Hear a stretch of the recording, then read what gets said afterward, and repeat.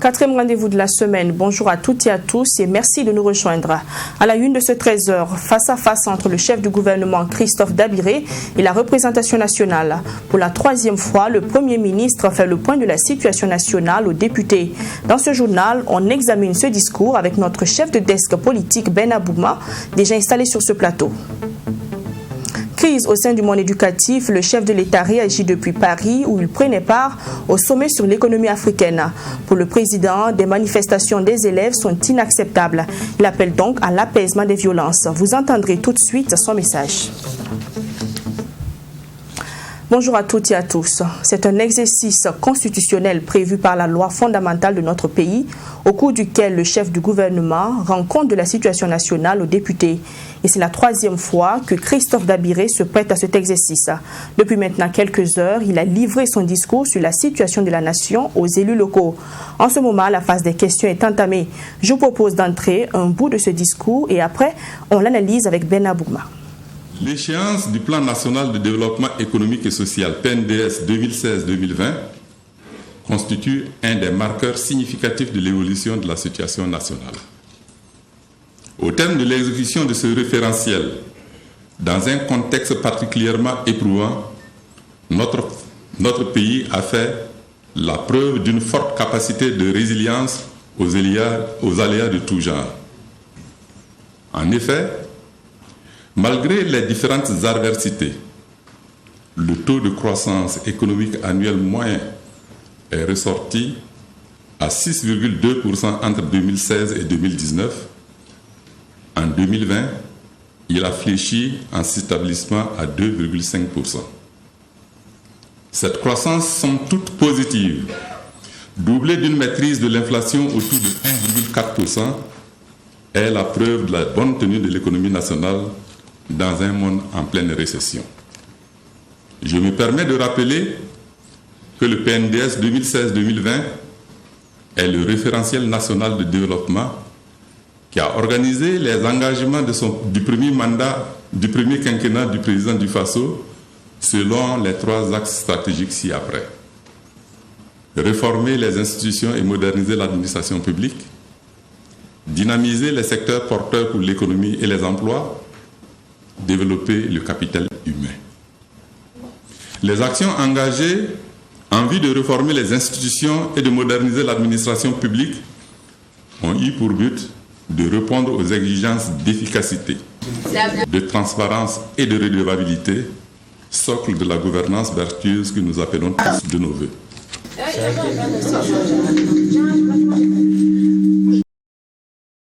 Pour 2016 et 2019, en 2020, il a fléchi en s'établissement à 2,5%. Cette croissance somme toute positive, doublée d'une maîtrise de l'inflation autour de 1,4%, est la preuve de la bonne tenue de l'économie nationale dans un monde en pleine récession. Je me permets de rappeler que le PNDS 2016-2020 est le référentiel national de développement qui a organisé les engagements du premier quinquennat du président du Faso selon les 3 axes stratégiques ci-après. Réformer les institutions et moderniser l'administration publique, dynamiser les secteurs porteurs pour l'économie et les emplois, développer le capital humain.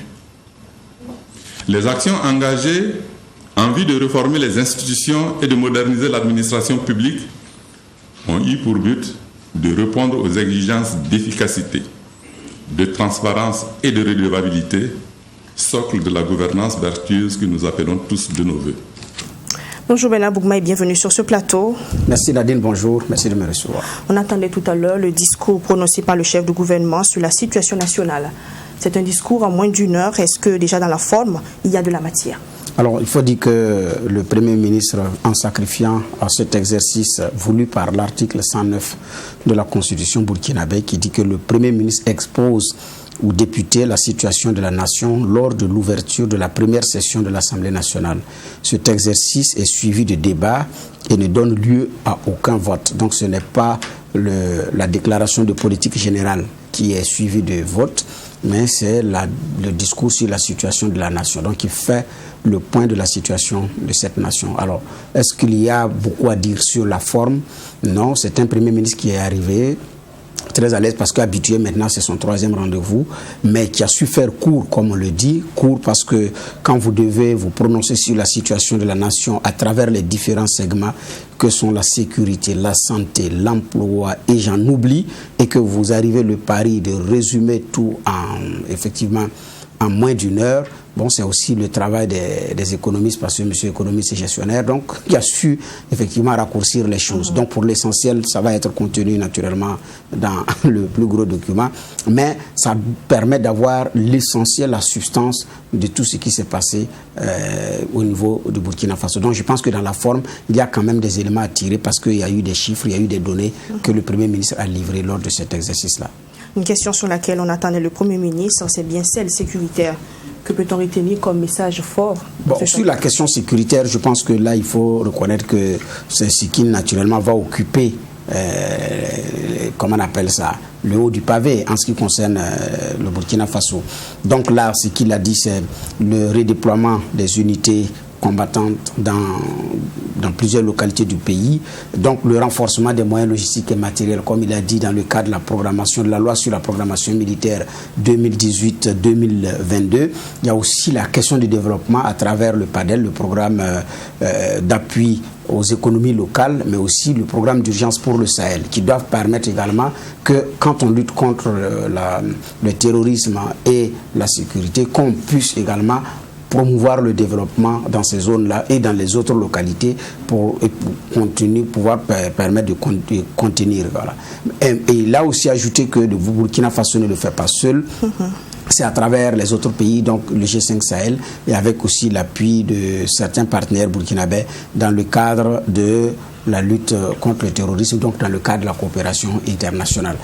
Autre point qui a été effectivement soulevé, c'est l'appui des volontaires pour la défense de la patrie, les VDP. Donc aujourd'hui, ne fait plus aucun débat par rapport à leur rôle dans comment on appelle ça, dans la lutte contre le terrorisme. Mais là, il précise que bon, leur contribution dans certaines zones a été salutaire. Donc ça veut dire que c'est une reconnaissance, pour ne pas dire officielle pratiquement. Bon, c'est vrai que les VDP ont été voulus par le chef de l'État, l'Assemblée nationale a voté la loi, mais il y avait aussi les uns et les autres émettaient des réserves. Mais aujourd'hui, je pense que ces questions sont en train d'être derrière nous, parce que ce qui a été dit, c'est de dire que les VDP également ont fait un travail. Donc l'un dans l'autre, sur le plan sécuritaire, c'est ce qu'on pourra effectivement retenir, mais comme il a dit, la vigilance doit doubler et les appuis également.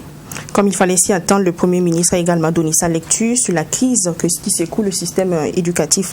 Comme le chef de l'État, le Premier ministre a également prôné l'apaisement. Votre lecture sur la question? Oui, l'apaisement. Je pense que l'apaisement, ça a été voulu par les Burkinabés, ça a été la demande de plusieurs personnes.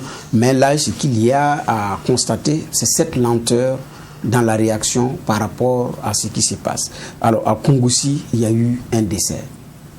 Silence radio, ou bien comment on appelle ça, règlement en mode soft. On n'a pas vu de mesures venir, alors que c'est lié aux manifestations sur la réforme du baccalauréat. Ensuite, il y a eu une ambulance caillassée en circulation, donc lapidée avec des vitres brisées, alors qu'il y avait un patient à l'intérieur, une ambulance qui venait de Koudougou pour l'hôpital. Donc là aussi, l'autorité, on n'a pas senti la fermeté de l'autorité. Jusqu'à ce qu'on arrive maintenant dans les courses-poursuites, jusqu'à ce que, pour des questions de rachat ou de pas de rachat, le Zenda subit ce qu'on a subi. Le proviseur de Nelson est interdit de mettre pied au niveau du lycée Nelson Mandela. Et jusqu'à présent, l'autorité, on ne l'a pas véritablement senti par rapport à pouvoir dire stop ou bien dire ceci ou cela. Lorsque les élèves demandent à parler directement à leur ministre de tutelle, le ministre dit non, il n'est pas question. Mais en dehors de cela, l'autorité, j'ai dit dire au plus haut sommet, que ce soit le chef de l'État ou le Premier ministre, c'était silence radio. Donc il faut attendre ce rendez-vous-là pour parler aux Burkinabés, pour dire de cesser, ou bien c'est parce qu'il y a eu l'affaire aux Indes. Non, je pense que non.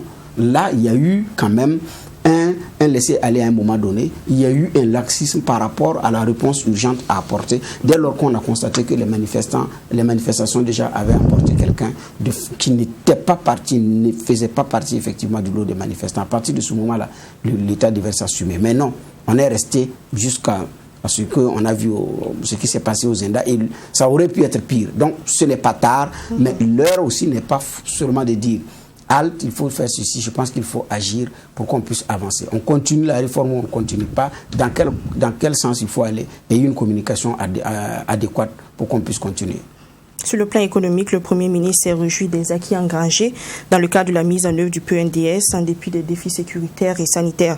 Par contre, il n'a mentionné aucune précision sur le nouveau référentiel de développement qui se fait toujours attendre. Oui, un référentiel qui se fait toujours attendre, alors que lors de son discours de politique générale, il en avait évoqué, il en avait parlé, il a laissé percevoir les grands actes qui allaient composer effectivement ce futur référentiel dont on a jusqu'à présent d'ailleurs pas la dénomination, et que ça va être PNDS 2 comme on a eu SCAD 1 et SCAD 2, ou bien ça va être une autre dénomination. Là, on ne l'a pas.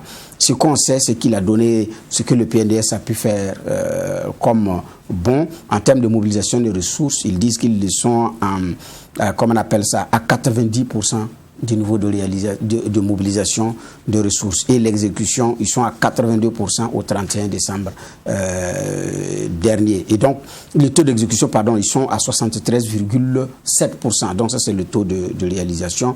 Mais en termes de ressources mobilisées, ils sont à 77%. Donc, ce sont des chiffres nettement positifs qui ont été donnés parce que ce qui était attendu en termes de mobilisation intérieure, c'était à 5 000 milliards 570 millions, et ils disent qu'ils sont à 5 000 milliards 35 millions de mobilisés. Donc ça veut dire 90%. Donc ça dit que c'est une prouesse. Reste maintenant à attendre sur les résultats tangibles au niveau du Burkina Faso. La réalité aussi, c'est qu'il y a eu des infrastructures. Il y a eu un effort dans les infrastructures, surtout routières. Là, il faut reconnaître qu'il y a eu un grand effort qui a été fait. Sur le plan de la santé, il y a eu des efforts qui ont été faits, mais qui restent effectivement à faire. Mais de façon générale, les Burkinabés attendent mieux des gouvernants actuels, et c'est peu de le dire. Maintenant, on sait que ce discours, contrairement à celui de février dernier, n'est pas sanctionné par un vote des députés. Mais vous, de façon générale, comment vous appréciez le passage du Premier ministre devant l'hémicycle? En tout cas, là, il donne envie d'écouter. Là, il faut avoir le courage de dire, c'est un chef de gouvernement qui donne envie d'écouter par la qualité de son timbre vocal, par le contenu, parce que c'est succinct, il part réellement à l'essentiel par rapport à ce qui a été réalisé. C'est vrai qu'il bute par moment, ça il faut le reconnaître, mais je dis bien, il peut susciter un nouvel engouement pour cet exercice, parce que beaucoup de Burkinabés ne suivaient plus, parce que pour des gens qui travaillent, et puis c'est placé à 10 heures, donc vous êtes au boulot, comment est-ce que vous pouvez constater, prendre 2, 3, 4 heures pour écouter une personne qui parle seule face à 127 députés? Vous voulez suivre, mais à un moment donné, vous décrochez, parce que vous avez aussi du boulot à faire. Donc, mais le faire en 1 heure, je pense que c'est plus ou moins gérable. Même si vous êtes dans votre véhicule pour un déplacement, le temps d'arriver à destination, ça peut être terminé pour écouter dans le véhicule. Si vous êtes au bureau, c'est gérable. Donc je dis, ça donne envie d'écouter par rapport à cette façon de faire. Maintenant, il y a des détails qui vont être naturellement soulevés à partir des questions-réponses. Mais en voulant effectivement aller à l'essentiel, le risque aussi, c'est d'escamoter un certain nombre de choses. Donc, mais on ne peut pas avoir les deux en même temps. Merci Ben Abouma d'être passé sur ce plateau. C'est moi qui dis merci. D'accord. Je recevais pour vous le chef de desk politique Truitiv Iwat FM. Avec lui, il était question de l'analyse du discours du chef du gouvernement sur la situation de la nation. À la suite de ce journal, la crise dans le monde éducatif, le président du Faso se prononce pour la première fois sur la crise depuis la France où il séjourne. Roch Kaboré a appelé à l'apaisement des violences dans le milieu scolaire. Ces violences ont déjà causé beaucoup de dégâts. Lundi, le bureau et le véhicule du proviseur du lycée Philippe Zenda Kaboré ont été saccagés. Des actions inacceptables selon le président du Faso. On l'écoute. Parce que dans une situation comme ça, il faut savoir raison garder. Et je trouve qu'il n'est pas normal que pour une réforme qui sera engagée déjà en 2022, nous soyons aujourd'hui en train, je dirais, d'arriver à des extrémismes de ce genre. D'abord, ces marches avec des agressions sur les forces de défense et de sécurité, notamment ceux qui font, je dirais, le service pour assurer la protection et la sécurité des citoyens. Deuxièmement, que les élèves avaient jeté des projectiles dans des écoles pour faire sortir d'autres élèves, et que maintenant le proviseur soit agressé dans ses bureaux, etc., nous semble inacceptable. C'est pourquoi, vous savez, nous avons tous été des élèves et nous savons que derrière ce genre d'opération, il y a toujours des manipulateurs. Et je voudrais demander aux élèves de savoir garder raison et de s'occuper, je dirais, de leur avenir. Parce que ceux qui sont censés les manipuler aujourd'hui ne s'occuperont pas de demain lorsqu'ils ne seront plus à l'école. Il faut que chacun en prenne conscience. C'est pourquoi nous avons lancé un appel aux parents d'élèves, aux élèves, de faire en sorte que nous revenions à la raison. Parce que l'éducation, c'est l'école, mais ça commence d'abord à la maison. Par le respect de la hiérarchie, le respect des enseignants. Ça me semble important et je voudrais, en tout cas encore une fois, lancer cet appel à l'apaisement. Dans exactement un mois, le Burkina Faso prendra part au prochain forum Génération Égalité qui se tiendra à Paris. Le Burkina Faso, désigné membre de l'une des coalitions d'action, se prépare pour mieux poser le débat. Le 18 mai passé, il a tenu un webinaire « Droits, santé sexuelle et reproductive des femmes et des filles ». Il est initié par le ministre de la Santé, l'épouse du président du Faso et d'autres acteurs intervenant dans le domaine de la santé. Fatima Tanikiema a pris part à ce webinaire. Voici son reportage pour vous. Les enjeux et défis de la participation du Burkina Faso au Forum Génération Égalité ont été discutés ce 18 mai 2021 au cabinet du ministre de la Santé. Ce forum se tiendra du 30 juin au 2 juillet à Paris. Le Burkina Faso, seul pays d'Afrique francophone, désigné membre d'une coalition d'action, met les petits plats dans les grands pour sortir gagnant de cette rencontre. Une coalition qui a pour thème « Droit à disposer de son corps, droit et santé sexuelle et reproductive ». Vous savez très bien qu'au Burkina, même s'il y a des insuffisances, il y a de grandes avancées comparativement à beaucoup de pays. Et c'est du reste ce qui a prévalu le choix du Burkina pour montrer l'exemple du Burkina aux autres pays et au monde entier, pour dire qu'au Burkina, depuis des temps anciens, de gros efforts sont faits pour défendre les droits de la femme, les droits de la jeune fille et faire en sorte que nous puissions corriger les écarts qu'il y a entre hommes et femmes. En prélude à cette rencontre, le ministre de la Santé, l'épouse du président du Faso et quelques acteurs intervenant dans le domaine de la santé ont donc échangé sur le droit et la santé sexuelle et reproductive des femmes et des filles. Et c'était au cours d'un webinaire. Avec l'ensemble de ces intervenants, nous avons pu voir à tous les niveaux comment est-ce que les choses avancent. Et à partir de là, nous sommes en mesure également de nous préparer et de faire un document, de pouvoir présenter un document qui fasse véritablement état de la situation de la femme en Afrique noire et donc également des engagements de ce que nous voulons pour la femme en Afrique noire d'ici 2030. Le Forum Génération Égalité est composé de 6 coalitions et son objectif est d'aboutir à des partenariats intergénérationnels et multipartites. Il lancera également un mécanisme pour les femmes, la paix, la sécurité et l'action humanitaire, selon le ministre burkinabé de la Santé. La brigade territoriale de gendarmerie du département de Ziou dans la province du Nahouri a animé un point de presse le mardi 18 mai 2021 à Pau. Cette sortie fait suite au démantèlement d'un réseau de présumés auteurs d'attaques à main armée opérant dans la ville de Ouagadougou. Les enquêtes ont permis de saisir différents lots de matériel. Yassine Sawatko. Tout serait parti d'une information reçue par la brigade territoriale de gendarmerie des Iou les 1er et 2 mai 2021 sur les engins issus de multiples cas d'agression à Ouagadougou qui transiteraient par la circonscription à destination de Ghana. Grâce à une enquête très approfondie, plusieurs présumés malfrats ont été mis aux arrêts. Pour les besoins de l'enquête, une liaison sera établie avec la brigade de recherche de gendarmerie de Ouagadougou.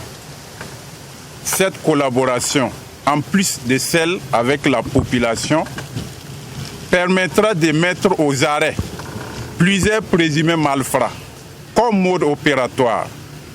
Ces malfrats n'hésitaient pas à utiliser des armes automatiques et des armes blanches, telles les boules, les gourdins, les barres de fer que vous voyez, les machettes. Ces malfrats sévissaient particulièrement dans les quartiers Nakaré, Tampoui, Marcoussi, Tanguin, Rimketa, Somgandin, Karpala et le marché communément appelé 15 Yard. Pour le lieutenant Boukari Drabo, commandant de la brigade de gendarmerie de Pau, les malfrats se servaient de beaucoup d'objets pour agresser leurs victimes. Alors là, nous avons le bâton qu'il utilisait pour massacrer les victimes. Comme vous le voyez, il a peint ça en noir. Donc quand il est la nuit, il n'y a plus le blanc. Vous voyez, c'est noir. Et là, tu viens, on te tape, on te met à terre avec le gourdin. Vous pouvez constater, voilà, c'est tacheté de sang. Bon, peut-être c'est du sang des animaux ou bien c'est le sang humain. On n'a pas pu déterminer. Vous voyez ça, ça ouvre presque toutes les motos. Les motos bouclées au cou. Ça les ouvre. On va faire l'expérience tout de suite, vous allez voir. Alors, donc c'est un qu'on a pris, on a coincé et il nous a montré comment ça se passe. Des propriétaires d'engins volés expriment toute leur joie et félicitent la gendarmerie nationale pour le travail abattu. Il était derrière moi. Après, ils m'ont dépassé pour m'attendre devant. Ils m'ont dit de m'arrêter et je me suis arrêté. Ensuite, ils ont pointé une arme sur moi et m'ont dit de descendre de la moto. Je suis descendu et je leur ai remis la clé de la moto. Je remercie la gendarmerie nationale d'avoir permis que je retrouve ma moto. Que Dieu les accompagne dans leur travail. Voilà, je viens de recevoir ma moto et je suis vraiment content.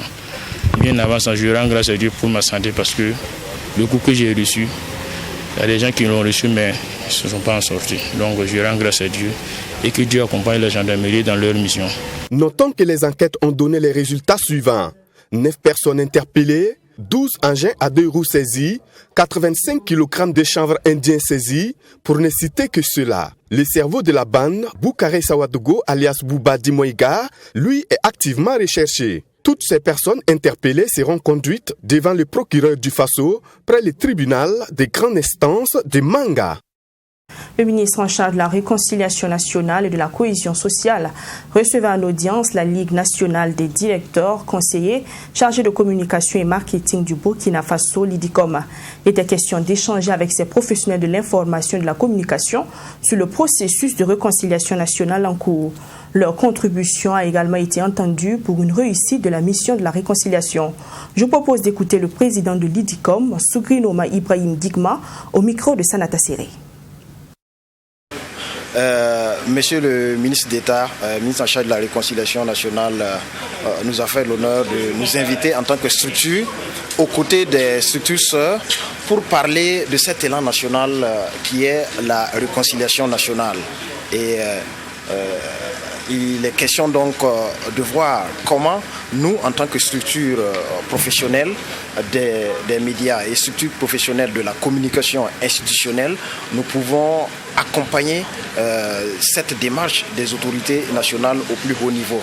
Et c'est dans ce sens-là que chacune des structures, dans sa spécificité, a donné donc sa lecture de l'actualité, sa lecture de la démarche du ministère d'État en charge de la réconciliation nationale, sa lecture donc de cette construction du chantier de la réconciliation, et chaque structure en ce qui la concerne a donné ce qui peut être sa contribution, ce qui peut être sa réserve et ce qui peut être éventuellement ses suggestions.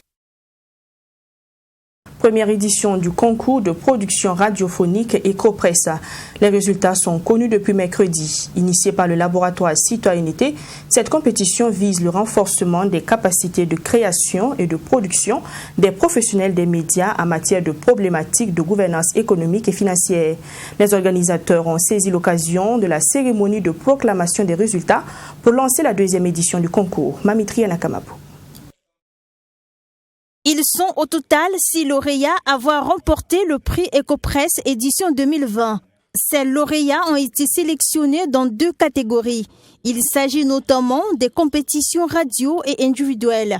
En catégorie radio, chacun de ces vainqueurs est reparti avec un trophée, une attestation, du matériel d'équipement d'une valeur d'1 million de francs CFA et une offre de formation.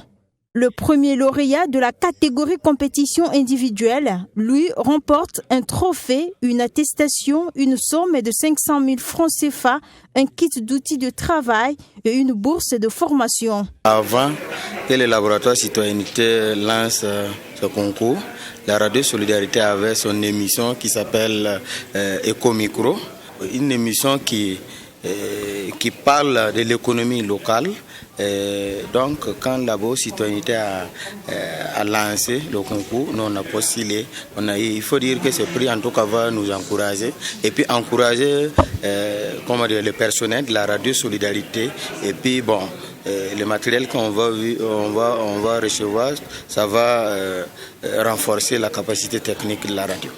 Initié par le laboratoire Citoyenneté, le prix EcoPress est soutenu par la coopération suisse à travers le programme d'appui à la décentralisation et à la participation citoyenne. Cette compétition, qui est à sa première édition, a été lancée en vue de renforcer les capacités de création et de production des professionnels de médias dans la production des contenus sur les problématiques de gouvernance économique et financière. Cette première édition était plutôt une édition test, une édition pilote. Nous avons enregistré une dizaine de productions. Dans la catégorie radio, nous n'avons pas eu beaucoup de compétitions. Par contre, dans la catégorie individuelle, nous avons eu quand même un peu de production. Et cela nous permet aujourd'hui d'affirmer que le postulat de départ, qui était que les questions de gouvernance économique et financière ne sont pas suffisamment traitées par les médias au niveau local, est un postulat qui est tout à fait vrai, qui est tout à fait vérifié. Et ça nous encourage à continuer de travailler sur ces questions-là dans les mois à venir et dans les années à venir. Les organisateurs ont profité de cette cérémonie pour procéder au lancement de la deuxième édition du concours de production radiophonique EcoPress. Pour cette deuxième édition, les œuvres sont reçues du 31 juillet au 31 décembre 2021 dans 4 régions, à savoir le centre-ouest, l'est, le nord et le Sahel. L'association Vision Nouvelle, en collaboration avec le Lions Club Ouaga Kenya et Kanou, a organisé la journée santé sport pour tous les 14 et 15 mai dernier dans le quartier Kolognaba à Ouagadougou. Entre autres, des dépistages, des conseils nutritionnels, des démonstrations Kung Fu Lama et un aérobic ont ponctué cette journée. Yassine Sawadko. C'est d'abord par une démonstration de Kung Fu Lama qu'a débuté ce second rendez-vous de la journée santé et sport pour tous. S'en suivra l'aérobic qui a rassemblé femmes, hommes, jeunes et même les enfants dans l'enceinte de l'école primaire du quartier Kolognaba. Un exercice qui, pour ces sportifs d'un soir, leur fera du bien. Nous sommes satisfaits parce que le sport, c'est la santé pour tous. Le matin, on avait les personnes âgées. Cet après-midi, avec les jeunes, on a fait de l'aérobic. Les gens sont mobilisés. Le sport est bon pour la santé. Il y a encore du chemin parce que nous ne comptons pas sur juste Kolognaba, Ouidi, mais c'est tout le Burkina. Donc on a déjà enclenché le pas. Donc ça va, nous sommes satisfaits. Comme après tout effort physique essoufflé d'abord, j'ai chaud, vu la température qu'il fait naturellement actuellement. Mais voilà, je me dis que je vais ressentir les bienfaits un peu plus tard dans la journée ou demain matin. Je me dis que voilà, je me sentirai mieux. Ça aide parce qu'on ne peut pas parler d'hygiène de vie, d'hygiène de santé, de nutrition sans associer l'activité physique. Donc nutrition égale alimentation saine, équilibrée, plus activité physique régulière. Donc moi je ne peux que dire merci à cette initiative. Pour la présidente de l'association Vision Nouvelle, initiatrice de cette activité, c'est aussi un cadre pour sensibiliser la jeunesse sur les méfaits de la consommation de la drogue. Alors, comme vous le savez bien, la jeunesse d'aujourd'hui constituera en fait l'élite de demain, ceux-là qui vont nous diriger. Donc, nous, on s'est dit qu'il faut arriver à occuper la jeunesse sainement en faisant la promotion du sport. Donc, c'est une contribution aussi pour lutter contre la consommation des stupéfiants dans nos villes et dans nos quartiers. Voilà. Au-delà du sport pour tous, d'autres activités comme des dépistages sur le diabète, l'hypertension artérielle, les maladies ophtalmologiques, les hépatites et les conseils nutritionnels de la personne âgée ont été menés. On s'arrête là pour ce 13h. Merci de l'avoir suivi. On se retrouve demain 13h. En attendant, prenez soin de vous et de votre entourage.